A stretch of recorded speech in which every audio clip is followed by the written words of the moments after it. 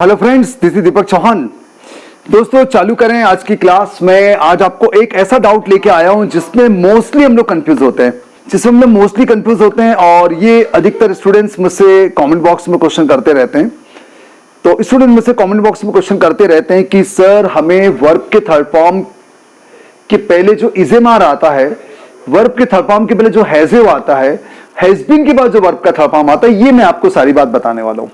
तो मैं आपको समझाने वाला हूं कि हमको इज एम आर के बाद वर्ब का थर्ड फॉर्म, हैजिव के बाद वर्ब का थर्ड फॉर्म और हैज बीन के बाद जो वर्ब का थर्ड फॉर्म आएगा, खास करके प्रेजेंट की बात अगर हम लोग करें तो। पास्ट की बात करेंगे तो फिर वो वाज वर, हैड और हैड बीन होगा, वो अलग चीज है। तो हम लोग आज is am are, has, have और हैज बीन, हैव बीन, ये हम लोग समझ रहे हैं। आखिर थर्ड फॉर्म के पहले ये जो आता है उनका मीनिंग क्या होगा, ये हम लोग सारी बात समझने वाले हैं। ओके, तो वन बाय वन समझते हैं दोस्तों। तो मैं आपसे गुजारिश करूंगा कि आप मेरे वीडियो में आखिर तक रहें, उसकी हर बात को समझिए, उसके मीनिंग को समझिए, सेंटेंस मेकिंग को समझिए और वीडियो देखने के बाद बहुत से लोगों को शेयर करना है। तो मैं आपको सारे एग्जाम्पल के साथ समझाने वाला हूं, तो आपका डाउट कभी नहीं रहेगा। आप लोग फिर ज्यादा क्वेश्चन कभी नहीं करेंगे कि हमें ये चीज समझाइए। बहुत बढ़िया वीडियो दोस्तों, तो आपसे गुजारिश करूंगा कि आप मेरे वीडियो में आखिर तक रहें, उसकी हर बात को समझिए। चालू करें वन बाय वन। यस, तो आपको मैं सबसे पहले बताऊं कि पहला सेंटेंस लिखा हुआ है, देखिए आप बोर्ड पे देखें, वह शराब पी चुका है। अगर इसको देखें तो आप लोग ये बोलेंगे कि जब भी चुका है, चुकी है आएगा तो आप लोग हैज का इस्तेमाल करेंगे। बिल्कुल सही है, कोई गलत नहीं है। तो आपने लिखा he has drunk wine, he has drunk wine. तो ही हैज ड्रंक वाइन का मतलब ये हो रहा है प्रेजेंट परफेक्ट है। ये अभी अभी उसने पिया है, वह शराब पी चुका है, इसका मतलब हो रहा है कि अभी अभी, अभी अभी। Now I am drinking. अब इसके बाद अगर बोले कि भैया वो अभी अभी पी चुका है, अब मैं पी रहा हूं। वो तो पी चुका है लेकिन मैं पी रहा हूं, उसके पीने का काम हो गया है, अभी अभी हुआ है लेकिन मैं पी रहा हूं, ये आप कह सकते हैं। तो यानी ये प्रेजेंट कंटिन्यूअस के पहले का प्रोसेस है। प्रेजेंट कंटिन्यूअस के बाद का जो प्रोसेस होगा वो होगा प्रेजेंट परफेक्ट। प्रेजेंट परफेक्ट जो रहेगा वो प्रेजेंट कंटिन्यूअस के बाद का प्रोसेस है। मैं पी रहा हूं और वो अभी अभी पी चुका है। ठीक, अब सेकंड सेंटेंस पर ध्यान देते। सेकंड सेंटेंस कह रहा है ही इज ड्रंक, ये कह रहा है ही इज ड्रंक। अब यहां पर इसके बाद थप्पा मारा, ऊपर है इसके बाद थप्पा मारा है, तो ही इज ड्रंक का मतलब हो रहा है कि उसने पी है, उसने पी है या फिर वहां पिया हुआ है। वो पिया हुआ है यानी कि वो टुन हो चुका है, टल्ली हो चुका है, तो वो पिया हुआ है, he is drunk. Now he will not drink, अब वो नहीं पिएगा, यानी वो टल्ली हो चुका है, पीकर एकदम टुन हो गया है, अब उसको जरूरत नहीं पीने की, अब वो नहीं पिएगा। जबकि यहां पर क्या हो रहा है, उसने अभी भी पिया लेकिन मैं पी रहा हूं। यहां पर दोनों में अर्थ हो रहा है, उसने अभी भी पिया है, मैं अब पी रहा हूं। और ये क्या कह रहा है, वो टल्ली हो चुका है, वो पी के टुन हो गया है, वो पी के एकदम कंप्लीट हो गया है। यहां पर कंप्लीट हो गया है और ये कह रहा है वो अभी अभी किया हुआ है, ये अंतर आएगा। Now he will not drink, है ना। अब सेकंड सेंटेंस में ध्यान देते हम लोग, a drunken boy is lying there. तो दोस्तों ड्रिंक के दो थर्ड फॉर्म होते हैं, एक ड्रंक होता है, एक ड्रंकन होता है। तो ड्रंकन जो होता है वो एडजेक्टिव का काम करता है, वो टेंसेस के सेंटेंस में इस्तेमाल नहीं किया जाता है। तो यहां जो ड्रंकन है ये एडजेक्टिव है। अभी कह रहा है कि पिया हुआ लड़का वहां पड़ा है, एक पिया हुआ लड़का वहां पड़ा है, यहां पिया हुआ के रूप में आ रहा है। यहां पर आप ड्रंक नहीं कह सकते, ड्रंक बॉय नहीं कह सकते, क्योंकि ड्रंक वर्ड जो है वो टेंस के सेंटेंस में हम लोग इस्तेमाल करते हैं। ये प्रेजेंट परफेक्ट में इस्तेमाल किया गया। जनरली परफेक्ट टेंस में ड्रंक जो है वो वर्ब का थर्ड फॉर्म है, ये भी वर्ब का थर्ड फॉर्म है, लेकिन ये एडजेक्टिव के सेंस में आता है। जितने भी ईएन वाले हैं, ड्रंकन हो गया, गॉटन हो गया, संकन हो गया, प्रूवन हो गया, ये सारे के सारे वर्ब के थर्ड फॉर्म एडजेक्टिव के सेंस में आते हैं दोस्तों। इसका हो सकेगा मैं एक अलग से वीडियो बना लूंगा, वहां पर आप बराबर अच्छे से समझ जाएंगे।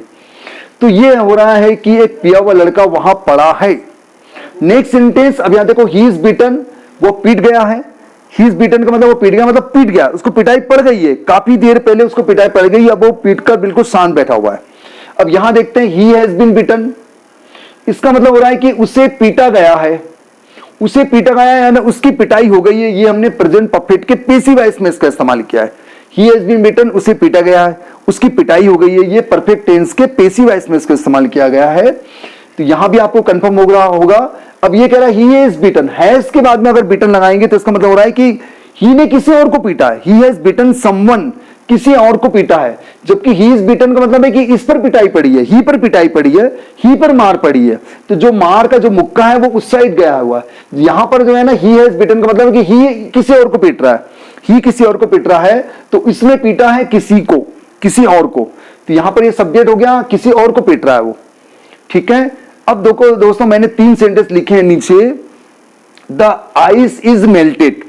आइस इज मेल्टेड का मतलब ये हो रहा है, आइस इज मेल्टेड, बर्फ पिघल गई है।